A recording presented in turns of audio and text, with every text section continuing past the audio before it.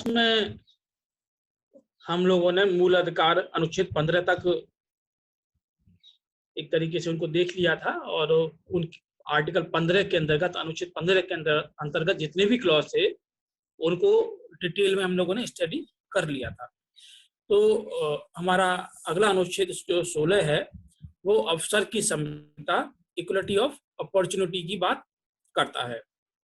क्योंकि आर्टिकल हम लोग 14 देखा, आर्टिकल 15 देखा, तो जो 14 में हमारी जो समानता की बात की गई है, इक्वलिटी बिफोर लॉ और इक्वल प्रोटेक्शन ऑफ लॉ की जो बात की गई है, उसको समाज के स्तर पर या देश में कैसे उसको लागू किया जाए, तो उनको जो है जो समता का अधिकार है उसके अंतर्गत अलग अलग खंडों में परिभाषित किया गया है।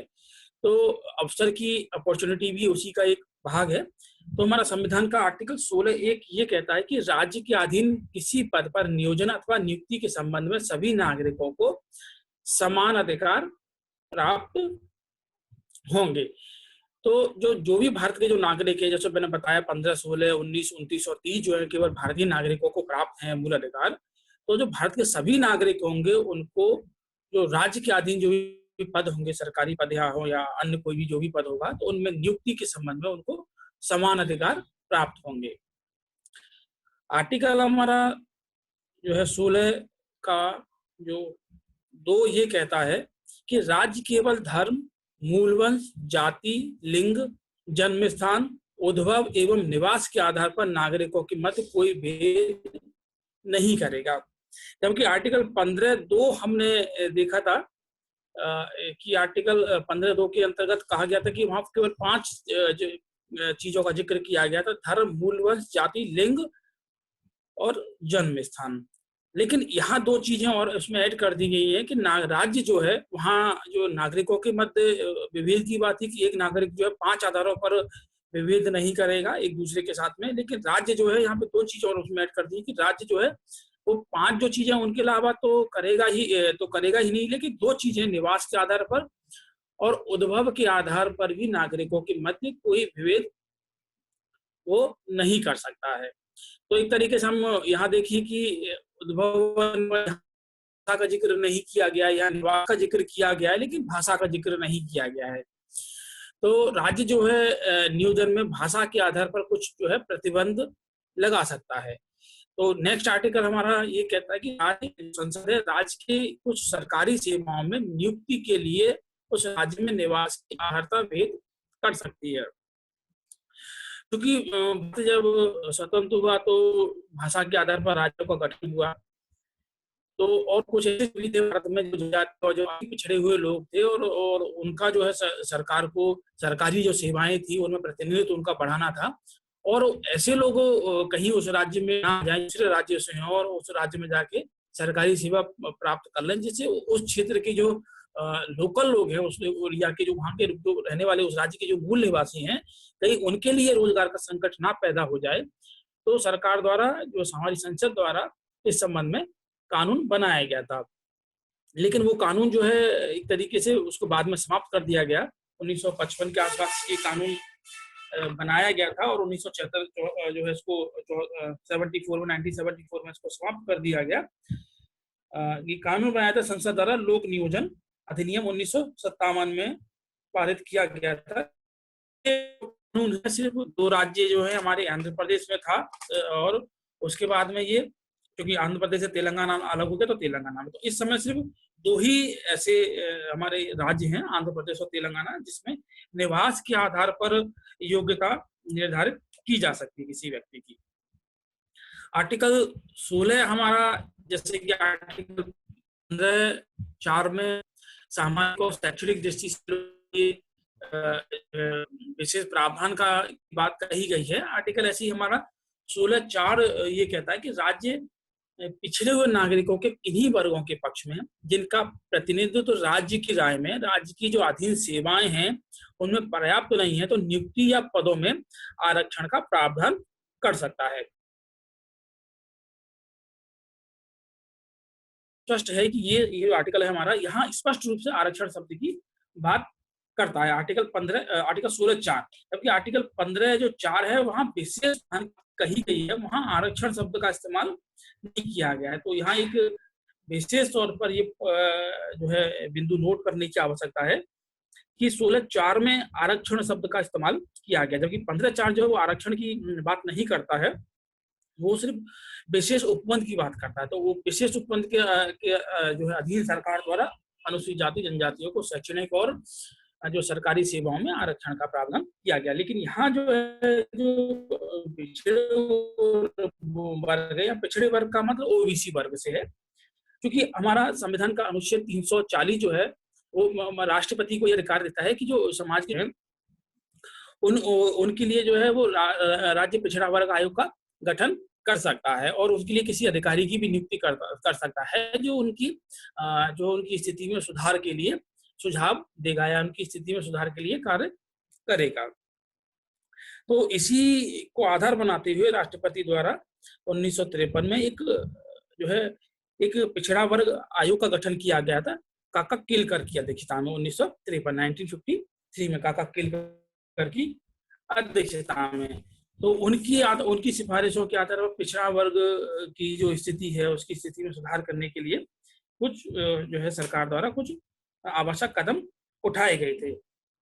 लेकिन बाद में एक जो है द्वितीय पिछड़ा वर्ग आयोग का गठन किया गया था 1979 में बीपी मंडल की अध्यक्षता में, जिसके बारे में आप बहुत अच्छी तरीके से जानते होंगे। 1979 में हमारे जो तत्कालीन प्रधानमंत्री जो है मोरारजी देसाई जो थे, उनके द्वारा द्वितीय पिछड़ा वर्ग आयोग का गठन किया गया जो बीपी मंडल की अध्यक्षता में। तो और उनकी अध्यक्षता में किया गया। तो क्योंकि आर्टिकल हमारा 340 ये कहता है कि पिछड़े लोगों की सामाजिक और शैक्षणिक की स्थिति की जांच करने के लिए जो है आयोग का गठन किया जाना आवश्यक है, तो उसके परिप्रेक्ष्य में उनके द्वारा किया गया। तो उनके द्वारा ये जो है उनकी फाइनल रिपोर्ट आती है, तो जिसमें ये कहा गया कि जो समाज में जो पिछड़े वर्ग हैं उनको 27% आरक्षण दिया जाए। तो उसी के आधार पर 1990 में जो है बीपी सिंह सरकार के द्वारा पिछड़ा वर्गों के लिए 27% आरक्षण का प्रावधान किया गया, वो सरकारी सेवाओं में और शिक्षा के संबंध में।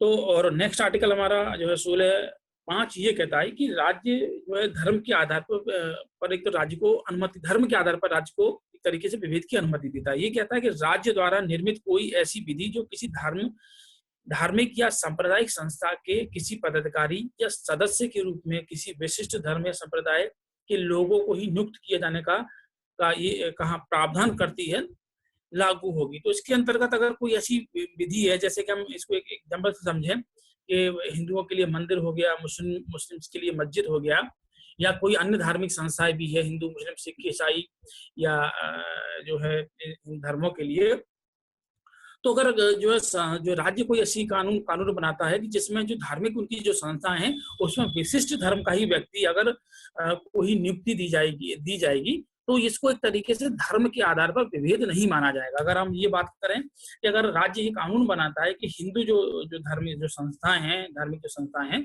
उसमें सिर्फ हिंदू धर्म का ही व्यक्ति उसमें नियुक्त होगा, तो इसको धर्म के आधार पर एक तरीके से विभेद नहीं माना जाएगा। तो ये जो आर्टिकल है 16(5) जो है राज्य को धर्म के आधार पर विभेद की अनुमति देता है। तो राज्य जो है किसी विशेष धर्म या धार्मिक जो सांप्रदायिक संस्था है उसके किसी सदस्य या पदाधिकारी के रूप में किसी धर्म या संप्रदाय के लोगों को नियुक्त करने का अगर प्रावधान करती है तो इसको आर्टिकल 16 हमारा 16(5) के तहत इसको मूल अधिकार का उल्लंघन नहीं माना जाएगा।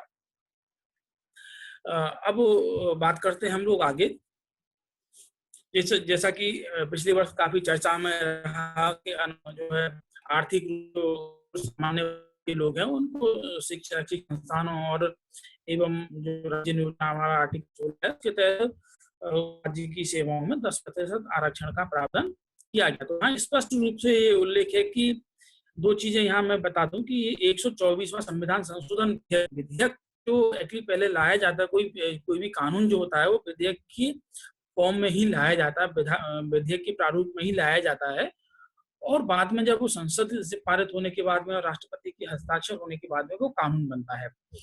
तो 124वां संविधान संशोधन विधेयक था ये, लेकिन जो संविधान संशोधन के तौर पर हुआ है वो 103वां संविधान संशोधन 2000 103वां संविधान संशोधन 2019 ये 2019 में हुआ, ये माना ये था। और इसके माध्यम से आर्थिक रूप से जो कमजोर सामान्य वर्ग के लोग थे उनको जो शैक्षणिक संस्थानों में और रोजगार में 10% आरक्षण का प्रावधान किया गया।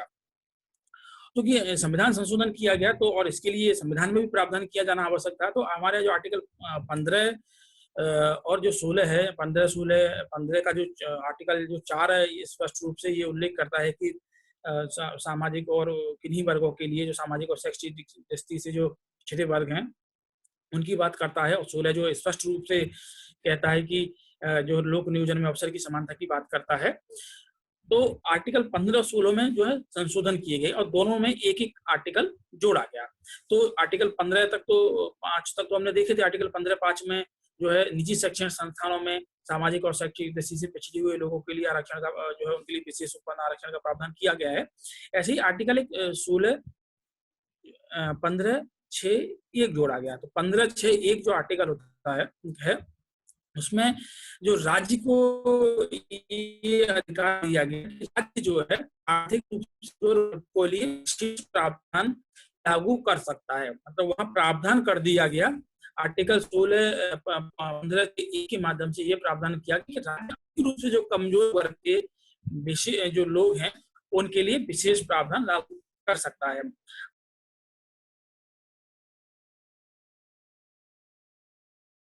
ये कहता है कि ऐसे वर्गों को शिक्षण संस्थानों में 10% आरक्षण दिया जाएगा। कि हमारा 15(4) और 15(5) जो है वो शैक्षणिक संस्थानों में आरक्षण या विशेष प्रावधान की बात करता है। तो पदों में अधिकतम 10% आरक्षण की उनको सुविधा मिलेगी। तो एक तरीके से हमारे आर्टिकल जो 15 और 16 हैं अब उनमें एक क्लॉज और जोड़ दिया गया है। क्योंकि ये चूंकि संसद जो फिर हमारी सर्वोच्च न्यायालय द्वारा ये स्पष्ट रूप से उल्लेख कर दिया गया कि जो आरक्षण की जो व्यवस्था है वो 50% से अधिक नहीं हो सकती है। और SC ST और OBC को मिलाकर जो आरक्षण जो है वो 49.5 तक पहुंच गया है। तो ऐसी स्थिति में ये जो 10% का जो आरक्षण दिया गया है वो इसके अंतर्गत सम्मिलित नहीं है, वो एक अलग से आरक्षण का प्रावधान है। अब आते हैं आर्टिकल 17 में, जिसमें अंत की बात कही है।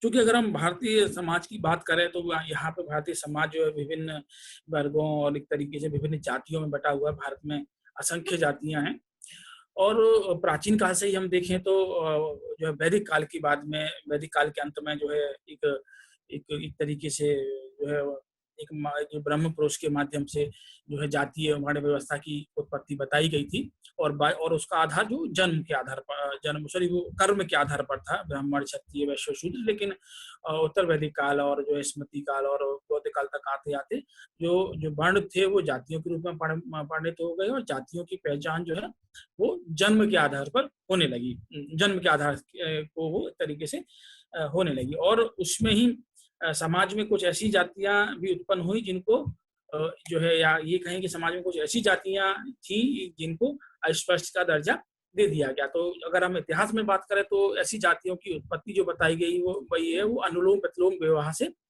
बताई गई है। जैसे प्रतिलोम विवाह का अगर हम उल्लेख करें तो उस प्रतिलोम विवाह में ये है कि अगर उच्च वर्ग की महिला तो अगर किसी निम्न वर्ग के व्यक्ति के साथ विवाह करती है तो उससे जो उत्पन्न जो संतानें होंगी उनको ज्यादातर अस्पृश्य का दर्जा दिया गया। जैसे अगर ब्राह्मण वर्ग की महिला जो है और अगर वो शूद्र वर्ग के पुरुष के साथ विवाह करती है तो उससे उत्पन्न जो संतान होगी, उससे उत्पन्न जो भी संतान उत्पन्न होगी, जैसे चांडाल का जिक्र आता है इतिहास में, तो उनको अस्पृश्य माना गया है। और अगर हम जो हिंसांग और फायान की हम बात करें तो उनके द्वारा भी इसका उल्लेख अपने इतिहास में किया गया, तो उनके बारे में उन्होंने बड़ा जिक्र किया है। तो ऐसी ही कुछ जातियां थी जिनको अस्पृश्य माना गया। बाद में धीरे धीरे अन्य जातियां को भी अस्पृश्य के तौर पर, जैसे उस समय रथकार होते थे या जो नाव बनाते थे बहुत सारी जातियां थी जो छोटे छोटे काम करती थी, उनको भी अस्पृश्यता की दायरे में उनको भी रख दिया गया। तो हमारा जो जब संविधान लागू हो गया और अस्पृश्यता भारतीय समाज में एक व्यापक स्तर पर विद्यमान थी, छुआछूत की भावना थी, तो आर्टिकल 17 हमारा जो है वो संविधान लागू होने के बाद जो है अस्पृश्यता का पूर्ण रूप से वो निषेध करता है। अगर कोई व्यक्ति, किसी भी व्यक्ति पर उसकी जो है उसकी अस्पृश्यता के आधार पर उस पर कोई भी अयोग्यता लादी नहीं जाएगी और उसको एक अस्पृश्यता को दंडनीय अपराध बना दिया गया। तो चूंकि दंडनीय अपराध, इसको अपराध के रूप में एक दंडनीय अपराध बनाना, तो उसके संबंध में कोई कानून बनाना पड़ेगा। तो आर्टिकल जो हमारी संसद को अधिकार देता है कि जो मूल अधिकार हैं और किसी व्यक्ति के मूल अधिकारों का हनन होता है या एक व्यक्ति दूसरे व्यक्ति के मूल अधिकारों का हनन करता है, तो इसके संबंध में अनुच्छेद जो शक्तियों, जो अनुच्छेद 35 के अंतर्गत जो संसद को जो शक्ति दी गई है, उसी के जो है क्रम में संसद हमारी कानून बना सकती है। तो आर्टिकल 35 जो है के संदर्भ के अधीन जो शक्तियों का प्रयोग करते हुए संसद द्वारा अस्पृश्यता अपराध अधिनियम 1955 बनाया गया, जिसके द्वारा अस्पृश्यता को अपराध घोषित कर दिया गया, जिसमें 6 महीने की उस जो है 500 रुपए का जुर्माना और 6 महीने की जिसमें सजा का प्रावधान रखा गया। अब हम बात करते हैं आगे, आर्टिकल 18 हमारा उपाधियों के अंत की बात करता है। तो यहाँ उपाधियों को हम लोग जानने का प्रयास करेंगे कि वास्तविकता में किस उपाधियों की बात यहाँ कही गई है। क्योंकि अगर हम देखें, अगर प्राचीन उसमें अगर हम औपनिवेशिक काल में देखें, जब ब्रिटिश कंपनी जो भारत में ब्रिटिश कंपनी आई और उसके बाद में ब्रिटिश शासन स्थापित हुआ, तो भारत में जो जो रियासतें थी और जो राजे महाराजा थे, तो उनकी एक विशेष सेवा के बदले, या ये कहें कि भारत में जो उस समय जो उच्च वर्ग के लोग थे, जो पढ़े लिखे लोग थे, उनको विशेष रूप से जो कंपनी थी या जो ब्रिटिश जो शासन था, उनकी सेवा के लिए पुरस्कार के तौर पर उनको कुछ पदवियां दी जाती थी। जैसे राय बहादुर की पदवी उनको दे दी, राय की पदवी उनको दे दी, या राजा बना दिया। तो बहुत सारे ऐसे छोटे छोटे जो उनको एक तरीके से, जो कोई भी राजा होता था उसको राय बहादुर दे दिया, राजा साहब दे दिया, दीवान साहब उनको बोल दिया। तो कुछ टाइटल जो है उनको नाम के आगे स्पेशली जोड़ दिए जाते थे। जैसे महात्मा गांधी जी के आगे, नाम के आगे महात्मा गांधी जी को केसरी हिंद की जो है उपाधि दे दी। तो इस टाइप की रविन्द्रनाथ टैगोर को दे दी थी। तो ये जो है एक तरीके से जो समय की ब्रिटिश जो जो, जो भारत में जो उनका अधिकार था, तो ये पदवियां एक तरीके से वो देते थे। तो ये जो पदवियां थी वो एक व्यक्ति को दूसरे व्यक्ति से अलग करती थी। एक तरीके से जो समाज में उच्च और निम्न का एक तरीके से असमानता का, समाज में असमानता के जो अधिकार था उसके विरुद्ध होती है। तो सबसे पहले जो है आर्टिकल 18 जो एक हमारा ये कहता है कि राज्य जो है सेना और विद्या के सम्मान के सिवाय कोई और उपाधि प्रदान नहीं करेगा। तो अगर आप भी अभी भी देखते हैं कि सेना में हम देखते हैं जो भी उपाधियां होती हैं, चाहे वो कर्नल हो या मेजर हो या अन्य, अगर सेना में जितने भी अगर कोई व्यक्ति अपनी वीरता जो है अपनी सिद्ध करता है, तो सरकार द्वारा उसको मेडल दिए जाते हैं।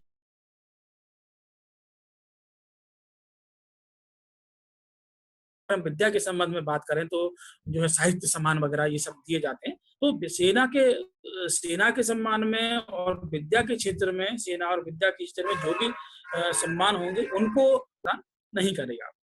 दूसरा आर्टिकल 18(2) ये कहता है कि भारत का कोई नागरिक किसी विदेशी राज्य से कोई उपाधि स्वीकार नहीं करेगा। भारत का अगर कोई भी नागरिक जो है विदेशी राज्य से कोई उपाधि स्वीकार नहीं कर सकता है। आर्टिकल 18(3) ये कहता है कि कोई व्यक्ति जो भारत का नागरिक नहीं है, कोई व्यक्ति जो भारत का नागरिक नहीं है लेकिन भारत में वो जो है भारत के अंतर्गत जो है पद या विश्वास का पद, किसी पद को धारण करता है, तो वो बिना राष्ट्रपति की सहमति के विदेशी राज्य से कोई उपाधि वो स्वीकार नहीं करेगा। तो इसको हम एक एग्जांपल के माध्यम से समझ सकते हैं कि जैसे अगर हम देखते हैं भारत में जैसे नेपाल हो गया या भूटान के लोग जो भारत में सेवाएं करते हैं, क्योंकि वो है तो मूल रूप से नागरिक नेपाल के या भूटान के, लेकिन भारत में वो अगर कोई पद धारण करता है, तो अगर उस व्यक्ति को, जो कि वो भारत के नागरिक नहीं है, लेकिन अगर कोई पद धारण करता है विदेशी राज्य से, अगर मान लो कोई भी नेपाल के जो नागरिक है या भूटान के नागरिक को अगर कोई उपाधि देता है, तो ऐसी स्थिति में उसको जो उपाधि अगर वो लेता है तो वो राष्ट्रपति की सहमति से ही लेगा। ऐसे ही अगर राज्य के अधीन कोई व्यक्ति लाभ का या विश्वास का पद धारण करता है कोई व्यक्ति, तो और विदेशी राज्य या अगर के अधीन है, तो उसके उसके द्वारा वो कोई ना तो कोई भेंट लेगा, ना कोई उपलब्धि लेगा और ना ही कोई पद लेगा। तो यहाँ एक तरीके से ये भी स्पष्ट रूप से उल्लेख कर दिया गया है इसमें, मतलब भेंट ना तो कोई उपलब्धि लेगा और ना ही वो कोई पद लेगा। चूंकि आर्टिकल 18 एक तरीके से ये जो है शिक्षा और विद्या के संबंध में अन्य उपाधियां जो भी हैं वो उनका तरीके से निषेध करता है। तो यहाँ एक तरीके से ये समझने की बात जरूरत है कि ये जो आर्टिकल है वो एक निर्देश के तौर पर है, एक आपको सिर्फ गाइडलाइन के तौर पर है, ये आदेश नहीं है। ये आदेश नहीं है। अगर आप राष्ट्रपति से अनुमति नहीं लेते हैं तो ये कोई दंडनीय अपराध नहीं है, और राज्य जो है इसके आधार पर आपको दंडित नहीं कर सकता है, कि वो ऐसा नहीं कह सकता कि ऐसा नहीं कर सकता कि कहीं आपने अगर जो राष्ट्रपति से अनुमति नहीं ली है तो हम आपको दंडित करते हैं। तो ये मात्र एक निर्देश है इसमें, लेकिन कोई दंडात्मक कार्यवाही या ये आदेश नहीं है, तो दंडात्मक कार्रवाई नहीं की जा सकती है।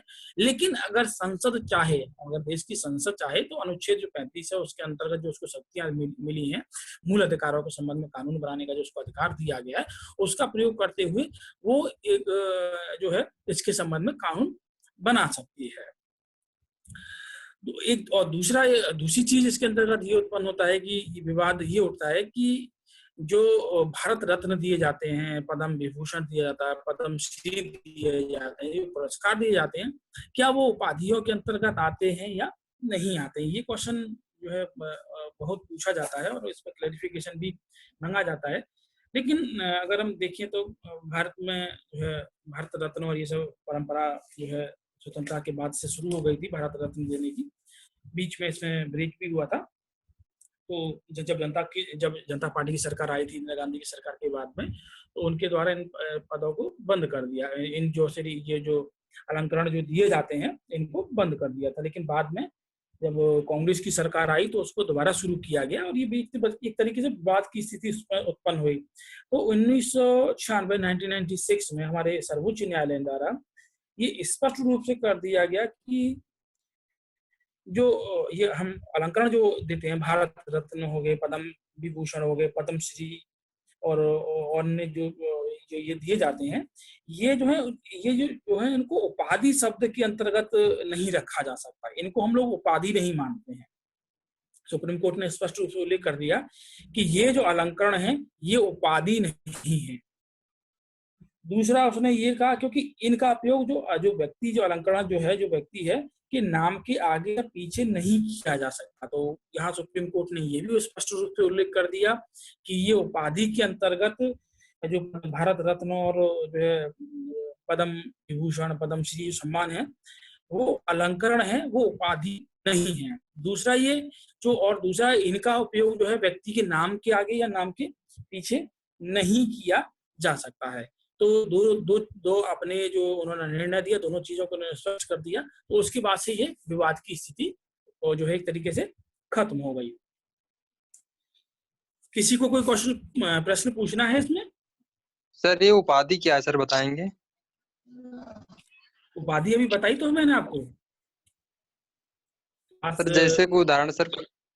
जैसे मैंने आपको बताया था, अगर हम स्वतंत्रता से पहले की बात करें अपने वैसे काल की, तो ब्रिटिश जो गवर्नमेंट थी वो अपनी सेवाओं के बदले जो भारत के लोग थे उनको कुछ उपाधियां देती थी। जैसे अगर हम एक छोटा सा एग्जांपल लें, राजा राम मोहन राय, ठीक है, आपने नाम सुना होगा, भारतीय उसके जो है नव जागरण के उनको पिता कहा जाता है। तो राजा राम मोहन राय, तो एक्चुअली उनका नाम दो शब्द उनके नाम से आगे जोड़े, एक तो राजा जोड़ा है, एक राय जोड़ा है। तो राय की जो उनको उपाधि दी गई थी, ठीक है ना, राजा की भी उनको उपाधि दी गई थी। तो राजा की उपाधि जो दी गई थी और जो राय की, दोनों ही उनको उपाधि, जबकि उनको नाम एक्चुअली नाम है राजा राम मोहन राय। मोहन राय उनका नाम था एग्जैक्ट में। तो राय की जो उपाधि है और राजा की उपाधि वो दोनों उनको दी गई। ऐसी ही जो है जो छोटे छोटे राजा होते थे तो उनको जो है एक तरीके से राय बहादुर, राय साहब, दीवान बहादुर, तो इस टाइप की अलंकरण जो है एक तरीके से उनको उपाधियां दी जाती, अलंकार कर नहीं, उनको उपाधियां दी जाती थी। तो ये उपाधियां एक तरीके से, जो अगर किसी व्यक्ति को ये उपाधियां मिली हैं तो जो समाज में एक तरीके से असमानता की भावना को ये उत्पन्न करता था। तो भारत में अगर आप देखेंगे, चाहे हम रविन्द्रनाथ टैगोर जी की बात करें या महात्मा गांधी जी की बात करें, तो उनको भी समय समय पर उनकी सेवाओं के बदले में एक तरीके से उनको भी ये उपाधियां दी गई थी। अगर केसर हिंद की उपाधि जो है भारत जो है गांधी जी द्वारा प्रथम विश्व युद्ध के दौरान जो है दक्षिण अफ्रीका में जो सैनिक थे उनकी सेवा की गई थी, तो उससे खुश होकर जो ब्रिटिश सरकार थी उनको केसर हिंद की उनको उपाधि दी गई थी। ऐसे ही अगर हम रविन्द्रनाथ टैगोर की बात करें तो उनको भी ये उपाधियां दी गई थी। तो भारत में बहुत लोग थे स्वतंत्रता संग्राम के दौरान जिनको ये उनकी व्यक्तिगत सेवा से खुश होकर सरकार द्वारा उनको उपाधियां दी गई। ऐसे ही जो छोटे छोटे राजा महाराजा और जो रियासतों के जो जो जो रियासतों के प्रमुख थे उनको भी ये उपाधियां दी गई। तो ये ब्रिटिश जो सरकार थी उसके माध्यम से दी जाती। तो चूंकि ये उपाधियां जो एक तरीके से समाज में असमानता की भावना का जन्म देती थी, तो सरकार द्वारा उन उपाधियों को खत्म कर दिया गया। और ये कहा कि जो शिक्षा के और जो सेना के क्षेत्र में जो उपाधियां दी जाती हैं, जैसे परमवीर चक्र हो गया, वीर चक्र हो गया, ये जो अलंकरण है एक तरीके से, और ये उपाधियां नहीं है। तो एक तरीके से इनके अलावा जो है इन दोनों को छोड़ के उपाधियां एक तरीके से कोई भी उपाधि नहीं प्रदान की जाएगी। दूसरा विवाद जो उत्पन्न हुआ वो भारत रत्न और इनको लेकर उत्पन्न हुआ, तो उन्होंने कहा कि ये उपाधियां नहीं है, ये अलंकरण है। तो यहाँ दो शब्दों को आप स्पष्ट रूप से जो है समझ लीजिए कि सेना और जो विद्या के संबंध में जो दी जाए, जो भी जो सम्मान दिए जाते हैं, तो वो तो जारी रहेंगे। उसके लिए वो उपाधियों के उसमें एक तरीके से उसमें हम कर सकते हैं कि वो उपाधियां हैं। और दूसरा भारत रत्न और जो पद्मश्री और ये सम्मान है वो अलंकरण है, वो उपाधियां नहीं है। तो दो तरीके से आप इसको समझ सकते हैं। और किसी का प्रश्न? ओके सर, समझ गए। समझ गए ना? ठीक है, तो आगे हम लोग बढ़ते हैं। स्वतंत्रता का अधिकार, आर्टिकल 19 से 22 तक स्वतंत्रता के अधिकार का कोई तरीके से उल्लेख किया गया है कि इसके अंतर्गत कौन कौन से हमारी स्वतंत्रता के अधिकार आएंगे। तो आर्टिकल 19 जो है, जैसे मैंने बताया, सिर्फ भारतीय नागरिकों को ही प्राप्त है। आर्टिकल 15, 16, 19, 29 और 30 जो है वो भारतीय नागरिकों को प्राप्त है। तो आर्टिकल जो 19 है वो अपने आप में बहुत विस्तृत है, और जो है इसका प्रभाव आर्टिकल 21 पर भी पड़ता है, प्राण एवं दैहिक स्वतंत्रता के अधिकार पर। तो एक तरीके से हम देखेंगे, कल जो क्लास हुई थी तो उसमें भी कुछ कंफ्यूजन की स्थिति थी। तो आर्टिकल, अगर सुप्रीम कोर्ट जो व्याख्या करता है वो अपनी आर्टिकल 21 के तहत और 19 के तहत ही अपने जो भी व्याख्या इस समय करता है। तो सबसे पहले हम आर्टिकल 21 को समझने का प्रयास करेंगे। तो आर्टिकल 19 को हम समझने का प्रयास करेंगे। तो आर्टिकल जो 19 है इसमें जो है आपकी वाक अभिव्यक्ति की जो स्वतंत्रता है और उससे संबंधित जितने भी चीजें हैं वो इसके अंतर्गत सम्मिलित किए गए हैं। आर्टिकल 20 हमारा अपराधों के लिए दोष स्थिति के संबंध में संरक्षण प्रदान करता है। आर्टिकल 21 हमारा प्राण एवं दैहिक स्वतंत्रता का अधिकार है। और आर्टिकल 21(1) इसके बारे में आप भली भांति परिचित हैं। ये 88वें संविधान संशोधन 2002 द्वारा स्थापित किया गया। शिक्षा को मौलिक अधिकार का दर्जा इसके अंतर्गत दिया गया, और इसी के द्वारा ही सरकार द्वारा RTE, राइट टू एजुकेशन, जो है 2010 में पारित किया गया। तो जिसमें शिक्षा को जो है एक तरीके से मूल अधिकार बना दिया गया। और अनुच्छेद 22 जो है कुछ दशाओं में गिरफ्तारी और जो है निवारक जो निरोध से संरक्षण की बात करता है। तो हम सबसे पहले आर्टिकल 19 पे बात करेंगे। तो आर्टिकल 19 के अंतर्गत आर्टिकल 19 में 2 खंड है। आर्टिकल 19 जो 1 है वो हमारे मौलिक अधिकारों की बात करता है, और आर्टिकल 19 जो 2 से लेकर आर्टिकल 19 जो 6 तक है वो मौलिक अधिकारों पर जो है युक्त मतलब रेशनल प्रतिबंध की बात करता है। क्योंकि भारत में जो संविधान जो एक तरीके से जो मौलिक अधिकार दिए गए हैं वो व्यक्तियों की जो अधिकार है उनकी राज्य से तो रक्षा करते ही हैं, साथ ही एक व्यक्ति के अधिकारों की जो रक्षा है वो दूसरे व्यक्ति से भी करते हैं। इसको हम एक छोटे से एग्जांपल के माध्यम से समझते हैं। अगर आप लोग अपने फ्रेंड के साथ एक रूम में रहते हैं, तो अगर 2 लोग रहते हैं, अगर कोई एक अकेला व्यक्ति है अपने रूम में तो वो एकदम फ्री महसूस करता है, स्वतंत्र महसूस करता है। और अगर आपके साथ में आपका पार्टनर है तो आप एकदम खुल के उतना महसूस नहीं कर पाते जितना आप अकेले महसूस करते हैं। तो एक व्यक्ति क्योंकि संविधान में कहें या मौलिक अधिकारों के अंतर्गत ये दायरा बनाया गया कि एक व्यक्ति के जो मौलिक अधिकार हैं जो एक तरीके से उनको सेपरेशन किया गया है कि एक व्यक्ति के जो मौलिक अधिकार हैं वो मतलब मौलिक अधिकार जो है वो दूसरे व्यक्ति के मौलिक अधिकारों द्वारा उनका हनन ना हो। तो उस किसी व्यक्ति को उतनी ही स्वतंत्रता है, या ये कहें कि कोई व्यक्ति अपनी जो जो स्वतंत्रता है उसका अधिकार उस सीमा तक ही कर सकता है जिस सीमा तक किसी दूसरे व्यक्ति के मौलिक अधिकारों का उल्लंघन ना हो।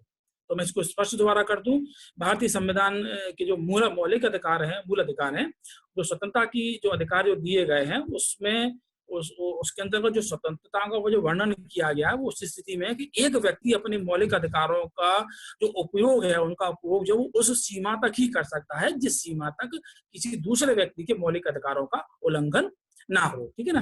तो इसमें जो है राज्य जो एक तरीके से युक्त प्रतिबंध लगा सकता है, रेशनल प्रतिबंध उन पर लगा सकता है। तो आर्टिकल 19(2) से लेकर 19(6) तक है, उसमें मौलिक अधिकारों पर राज्य किन आधारों पर प्रतिबंध लगा सकता है उनका स्पष्ट रूप से उल्लेख किया गया है। तो आर्टिकल 19(1) जो है हम एक तरीके से समझते हैं, ये कहता है कि सभी नागरिकों को 6 मौलिक अधिकारों की गारंटी दी गई है।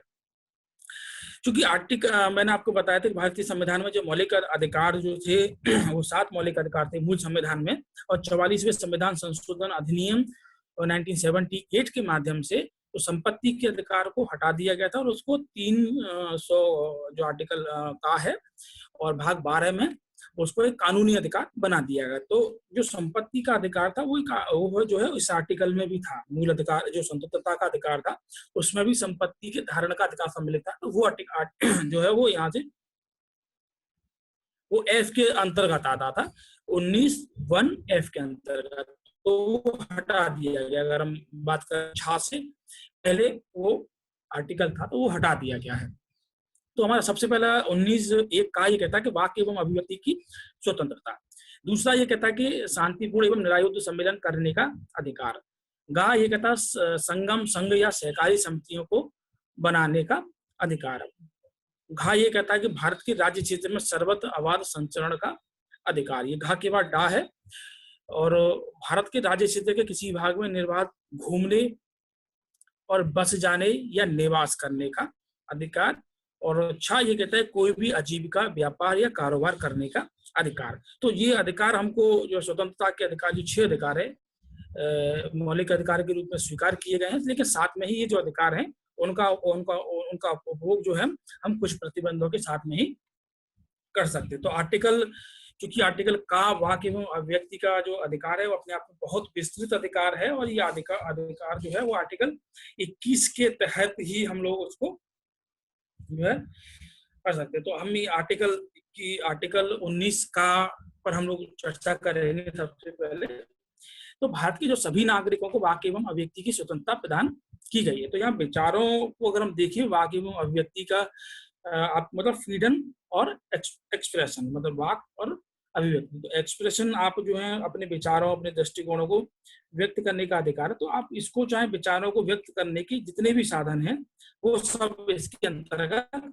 आते हैं। तो इसी के अंतर्गत जो अगर हम देखें तो सरकार जो है संविधान में अगर प्रेस की स्वतंत्रता हमारी जो आती है, क्योंकि प्रेस की स्वतंत्रता का भारतीय संविधान में स्पष्ट रूप से कहीं उल्लेख नहीं है, लेकिन अगर अमेरिका के संविधान की बात करें तो वहां पर प्रेस की स्वतंत्रता का स्पष्ट रूप से उल्लेख किया गया। क्योंकि भारतीय संविधान में नहीं था, तो बाद में जो हमारी जो है सर्वोच्च न्यायालय द्वारा, सुप्रीम कोर्ट द्वारा ये स्पष्ट कहा गया कि जो प्रेस की स्वतंत्रता है वो मौलिक अधिकार हमारा जो 19(1) का जो का है उसके अंतर्गत ही आता है।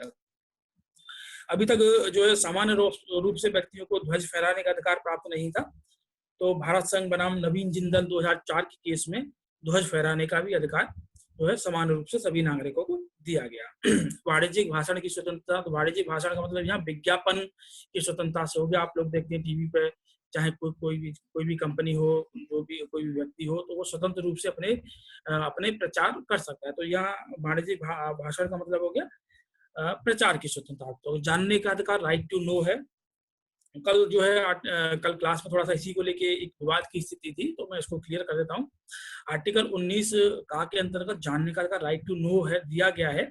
लेकिन आर्टिकल 21 जो आपकी जो प्राण एवं दैहिक स्वतंत्रता है उसके साथ मिलाने पर ही ये आर्टिकल जो है, जो हमारी सूचना का अधिकार है, राइट टू इंफॉर्मेशन 2005 में जिसको लागू किया गया, वो तभी पूर्ण हो सकता है। तो अनुच्छेद जो है 21 जो हम लोग पढ़ते हैं प्राण एवं दैहिक स्वतंत्रता, बहुत व्यापक है और उसको जो बल मिलता है वो 19 का के अंतर्गत जो हमारे जो अधिकार दिए गए हैं उसी के आधार पर उस आर्टिकल को बल मिलता है। और समय समय पर जो सर्वोच्च न्यायालय उस आर्टिकल की व्याख्या के आधार पर हमारे जो है मूल अधिकारों की रक्षा करता है। तो हम आगे डिस्कस करेंगे उसको। मतदाताओं को सूचना का अधिकार, क्योंकि भारत में सभी नागरिक जो 18 साल से ऊपर हैं उनको मतदान करने का अधिकार मिला है। तो ये भी अधिकार दिया गया कि जो हम जिसको मतदान दे रहे हैं, हम जिस व्यक्ति कोई व्यक्ति जिस पार्टी से जुड़ा हुआ है तो हमें उसके बारे में जानने का अधिकार है, उसकी जो आर्थिक पृष्ठभूमि है और उसकी जो आपराधिक पृष्ठभूमि है उसको जानने का अधिकार है। तो जब आपने देखा होगा चाहे पंचायत के चुनाव होते हैं या पंचायत से लेकर और कितने भी उच्च जो चुनाव हो, तो उसमें व्यक्ति की जो आर्थिक पृष्ठभूमि है कि वो अपनी जब आपने न्यूज़पेपर में देखा होगा वो स्पष्ट रूप से उल्लेख करता है कि उसके पास कितनी संपत्ति है, जिसमें चल संपत्ति और अचल संपत्ति का वो उल्लेख करता है। अपनी शैक्षिक पृष्ठभूमि का भी उल्लेख करता है कि वो कितना पढ़ा लिखा है और साथ में ही वो अपनी आपराधिक पृष्ठभूमि का भी उल्लेख करता है कि उसके अंतर्गत कितने उस पर कितने आपराधिक मामले दर्ज हैं, कितने गंभीर प्रकृति के मामले हैं, कितने में ट्रायल चल रहा है, कितने में वो भरी हो चुका है। तो स्पष्ट रूप से वो उल्लेख करता है। तो ये जो मतदाताओं को वो जो सूचना का अधिकार है, मतदाताओं को जो जिसको वो मत दे रहे हैं उसके बारे में उसको जानने का अधिकार है। क्योंकि वाक एवं अभिव्यक्ति की स्वतंत्रता है तो इसमें चुप रहने का भी अधिकार है। अगर आप चुप रहना चाहते हैं तो चुप भी रह सकते हैं। घटना को देखा हाल प्रसारित करने का अधिकार, जैसे कि आपने देखा होगा लाइव स्ट्रीम, लाइव सूचनाएं होती है, न्यूज चैनल आप देखते हैं तो उसमें लाइव ऊपर एक लिखा आता है रेड कलर से, लाइव सूचनाएं जारी हो रही है। तो घटनाओं को देखा हाल मतलब एक तरीके से ये प्रिंट मीडिया, ये इलेक्ट्रॉनिक मीडिया पर लागू होता है, क्योंकि प्रेस की स्वतंत्रता तो इसमें भी दोनों चीजें आ गई, इलेक्ट्रॉनिक और प्रिंट मीडिया भी आ गई। लेकिन आंखों देखा हाल तो आपको एक इलेक्ट्रॉनिक माध्यम से ही मिलेगा। तो जो इलेक्ट्रॉनिक हमारी जो मीडिया है तो वो इसके अंतर्गत आ जाती है। अब हम दोबारा बात करते हैं अनुच्छेद 21 19(1) का को आप लोगों ने समझा। अब हम बात करते हैं 19(1) खा के, जिसमें शांतिपूर्ण एवं न्यायोचित सम्मेलन करने का अधिकार दिया गया। अगर इसको हम स्पष्ट रूप से और समझने का प्रयास करें इस आर्टिकल को, तो ये आर्टिकल जो है हमारा जो स्वतंत्रता आंदोलन है उससे बहुत अच्छी तरीके से ये आर्टिकल जुड़ा हुआ है। अगर हम गांधी जी के आंदोलनों को देखें तो उनके आंदोलनों में हमेशा एक चीज रहती थी कि वो अहिंसा के मार्ग पर चलते थे। तो उनका कोई भी आंदोलन जो है वो जो है हिंसक आंदोलन नहीं होता था। तो अहिंसा जो है उनके आंदोलनों का मुख्य आधार रही थी। तो उसी से हम लोगों ने प्रेरणा लेते हुए तो शांतिपूर्ण और न्यायोचित सम्मेलन करने का जो अधिकार है भारत के प्रत्येक नागरिक को, अगर कोई भी नागरिक जो है शांतिपूर्ण और बिना किसी हथियारों के, न्यायोचित मतलब बिना किसी हथियारों के जो है का सम्मेलन करना चाहता है और कोई एक तरीके से धरना प्रदर्शन करना चाहता है तो वो कर सकता है, उसको संविधान के अंतर्गत उसको अधिकार मिला हुआ है। यहाँ नेक्स्ट है 19(1) का गा संघ और सहकारी समिति बनाने का अधिकार। तो एक चीज यहाँ देखिए, संघ के अंतर्गत मतलब इसके अंतर्गत आपको पार्टी, जो भी पार्टियों का गठन होता है भारत में जितनी भी पार्टियां बनी हैं वो सब इसी के अधिकार के तहत है। पार्टी आप अपनी बना सकते हैं, आप चाहे मतलब पार्टी मतलब राजनीतिक दल से है मेरे यहाँ पे, आप श्रमिक संघ बना सकते हैं, बना सकते हैं, सोसाइटी आप बना सकते हैं। और दूसरे आप इसमें आर्टिकल में एक 97वें संविधान संशोधन 2011 द्वारा सहकारी समितियां, आप लोगों ने अगर ग्रामीण पृष्ठभूमि से होंगे या अगर जो लोगों ने थोड़ा सा अगर अपने आसपास देखते हो तो सहकारी कोऑपरेटिव सोसाइटियां समितियां बनती हैं। तो अब वो भी एक आपका एक जो है 97वें संविधान संशोधन 2011 द्वारा इसमें जोड़ दिया गया कि सहकारी समितियों का निर्माण भी आपका मौलिक अधिकार है। और भारत के नेक्स्ट है भारत के राज्य क्षेत्र में सर्वत्र अबाध संचरण का अधिकार। मतलब आपको भारत के राज्य क्षेत्र के अंदर, भारत के राज्य क्षेत्र की जो सीमा है उसमें जो है अबाध रूप से संचरण का अधिकार है। लेकिन आप कहीं भी जा सकते हैं, लेकिन राज्य जो है इस पर आपके जो एक तरीके से प्रतिबंध लगा सकता है। तो प्रतिबंध जो है एक तरीके से भारत की जो हम ये देख सकते हैं कि कुछ ऐसी विशेष तौर पर भारत में जनजातीय समूह है, अनुसूचित जाति जनजाति हैं, तो उनके हितों के संरक्षण के लिए उनकी, क्योंकि अनुसूचित जाति जनजाति उनकी अपनी भाषा, अपनी जो है संस्कृति होती है।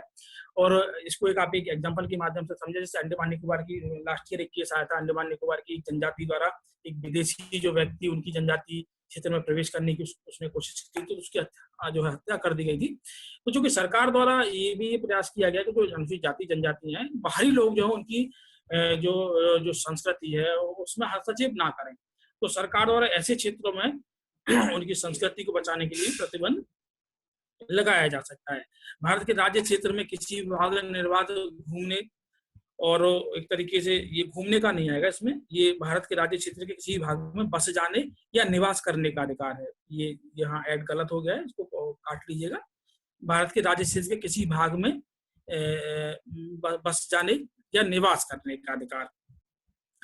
तो निवास या बस जाने का अधिकार, आप भारत में अगर किसी भी राज्य के निवासी हैं, जैसे आप उत्तर प्रदेश के निवासी हैं या मध्य प्रदेश के, तो आप भारत के किसी भी राज्य में आप चाहें कि आप केरल में रहना चाहें तो आप केरल में रह सकते हैं आप। तो लेकिन साथ में लेकिन राज्य जो है इसके संबंध में भी बसने की स्वतंत्रता और जो है एक तरीके से निवास करने की स्वतंत्रता पर भी प्रतिबंध लगा सकता है। वो भी अनुसूचित जाति जनजाति क्षेत्र में, ऐसा नहीं अनुसूचित जनजाति के क्षेत्र में भी आप एक तरीके से वहाँ निवास करने लगे। दूसरा, अभी तक देखा था कि जम्मू कश्मीर का अपना एक संविधान था।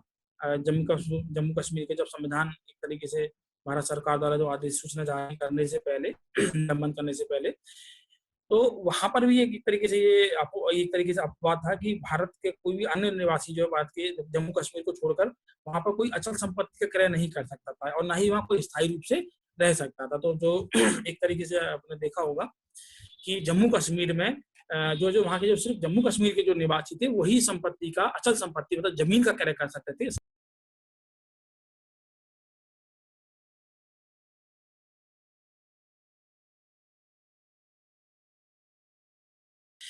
कोई भी वृत्ति या आजीविका या व्यापार या कारोबार करने का भी अधिकार प्राप्त है। तो एक तरीके से भारत में आप कोई भी कारोबार कर सकते हैं, लेकिन उस पर भी प्रतिबंध है। तो हमने अभी तक ये सब देखे आर्टिकल, लेकिन अब यहाँ में हम जो प्रतिबंधों की चर्चा हम लोग कर लेते हैं। तो आर्टिकल 19(1) का जो का है उसमें वाक्य एवं अभिव्यक्ति की स्वतंत्रता तो आपको दी गई है, लेकिन उस पर कुछ युक्त प्रतिबंध भी लगाए गए हैं। तो प्रतिबंध जो लगाए गए वो भारत की प्रभुता और अखंडता के को लेकर लगाया गया है। भारत की राज्य की सुरक्षा के दृष्टिगत भी लगाया जा सकता है। विदेशी राज्यों से महत्वपूर्ण संबंध के उसमें लोक व्यवस्था, शिष्टाचार और सदाचार के हित में भी वाक्य एवं अभिव्यक्ति पर स्वतंत्रता पर प्रतिबंध लगाया जा सकता है। तो वो भारत में व्यक्ति को वाक की स्वतंत्रता है, लेकिन ऐसी स्वतंत्रता नहीं है कि वो कोई ऐसे वक्तव्य दे जो भारत की प्रभुता और अखंडता के खिलाफ हो।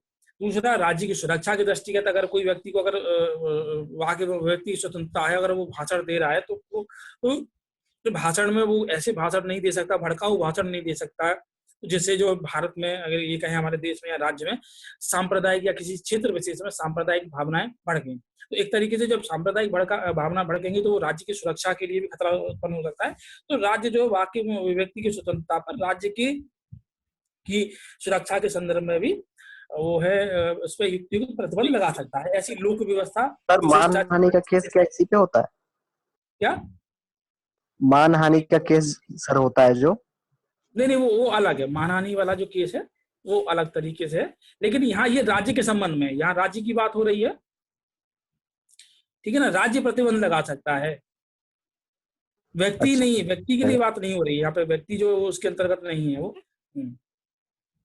दूसरा, विदेशी राज्य के साथ महत्वपूर्ण संबंध, अगर हमारे भारत के जो अधिकांश विदेशी देश हैं उनके साथ हमारे साथ महत्वपूर्ण संबंध, अगर कोई व्यक्ति जो है किसी विदेशी देश के खिलाफ जो है भारत में रहते हुए टिप्पणी करता है तो उसको भी उसके आधार पर भी प्रतिबंध लगाया जा सकता है। लोक व्यवस्था जो है, पब्लिक उसके जो है शिष्टाचार सदाचार जो है लोक व्यवस्था, तो उसके आधार पर प्रतिबंध लगाए जा सकते हैं। ऐसी शांतिपूर्ण निरायुध जो सम्मेलन का अधिकार मैंने बताया, तो इसके भी भारत की प्रभुता एक जो है की अखंडता अथवा लोक व्यवस्था जो है उसके आधार पर प्रतिबंध लगाए जा सकते हैं। सहकारी संघ समितियां बनाने का अधिकार है, लेकिन उस पर भी जो है भारत की एकता अखंडता लोक व्यवस्था सदाचार के हित में लगा सकते हैं। निर्बाध वाला और घूमने और बस जाने की स्वतंत्रता मैंने आपको बताई, साधारण जनता के हित में भी हो सकता है, और जो है अनुसूचित जातियां जनजातियों के संरक्षण के हित में भी ये हो सकता है। तो आजीविका, लास्ट में देखते हैं, कोई भी आजीविका या व्यापार कारोबार, तो इसमें भी सरकार जो प्रतिबंध लगा सकती है। सरकार द्वारा ऐसा नहीं है कि आप कोई भी ऐसा कार्य करने लगे, जैसे एक छोटा सा एग्जांपल जो है, आपको व्यापार करने, कारोबार करने का तो अधिकार दिया गया है। पता लगा कि आप जो है ड्रग्स का कारोबार शुरू कर दिए, या अवैध रूप से शराब बनाने का कारोबार कर दिए, या कोई अन्य ऐसा व्यापार शुरू कर दिए जो महिलाओं बच्चों के संबंध में हो, तो ऐसा कोई भी व्यापार जो है, व्यापार की स्वतंत्रता है, लेकिन ऐसा कोई भी व्यापार जो है राज्य की इसको हम देखें कि राज्य के संबंध में वो आप राज्य की तरीके से राज्य के लिए समस्या उत्पन्न करे, उसको नहीं कर सकते हैं, ठीक है ना। और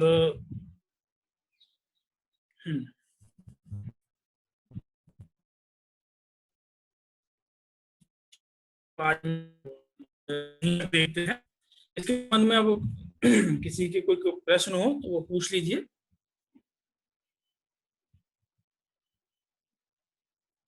किया गया था ये 1986 में आया था, इमैनुअल बनाम केरल के राज्य के मामले में आया था। तो इसमें जो है एक तरीके से ये राष्ट्रगान के मामले में था कि क्या कोई व्यक्ति राष्ट्रगान के दौरान चुप रह सकता है। जैसे आप लोगों ने देखा होगा कुछ लोग जो है ये बात एक्चुअली ये बीच बीच में विवाद उत्पन्न रहे हैं कि राष्ट्रगान के मामले में और जो है राष्ट्रीय ध्वज के मामले में।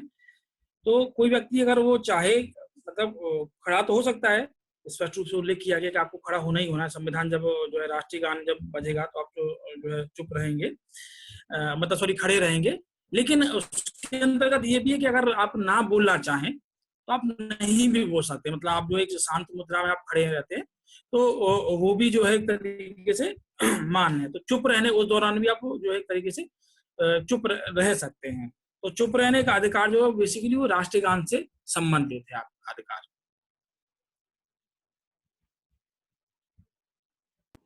ये मूल संविधान में नहीं था।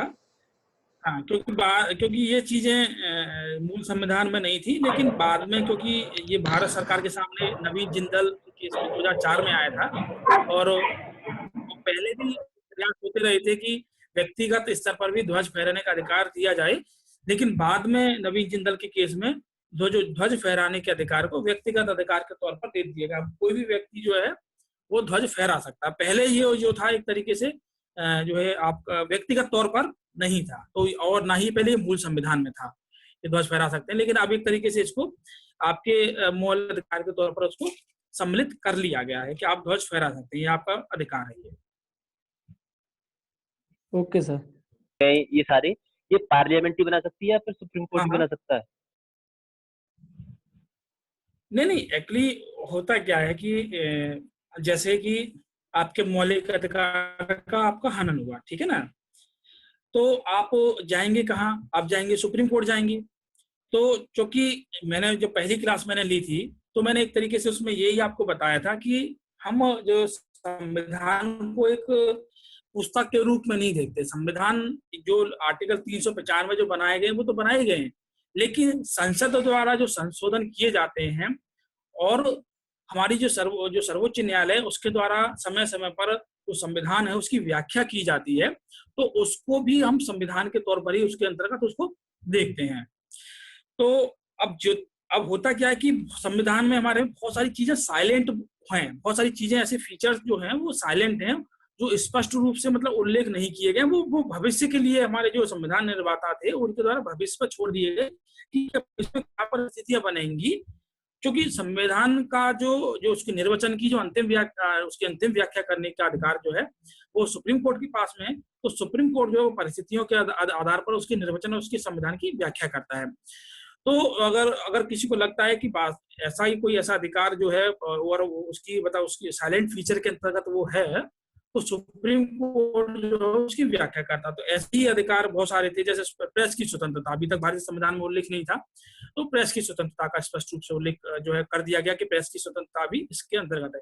तो बहुत से ऐसे जो साइलेंट फीचर जो है और जिनको लेकर एक तरीके से विवाद की स्थिति रहती है, कॉन्ट्रडिक्शन रहता है, तो उनको जो है सुप्रीम कोर्ट द्वारा स्पष्ट किया जाता है। दूसरी बात, क्योंकि सुप्रीम कोर्ट द्वारा वो उल्लेख उसका कर दिया गया है, तो अब उस पर कानून बनाने की जो जिम्मेदारी है वो संसद की रहती है। तो संसद जो है एक तरीके से अधिकार तो है दे दिया गया है, लेकिन कानून बनाने का भी अधिकार किसके, व्याख्या करने की सुप्रीम कोर्ट का, लेकिन कानून बनाएगा कौन? संसद बनाएगी, और उसको लागू कराएगा कौन? कार्यपालिका।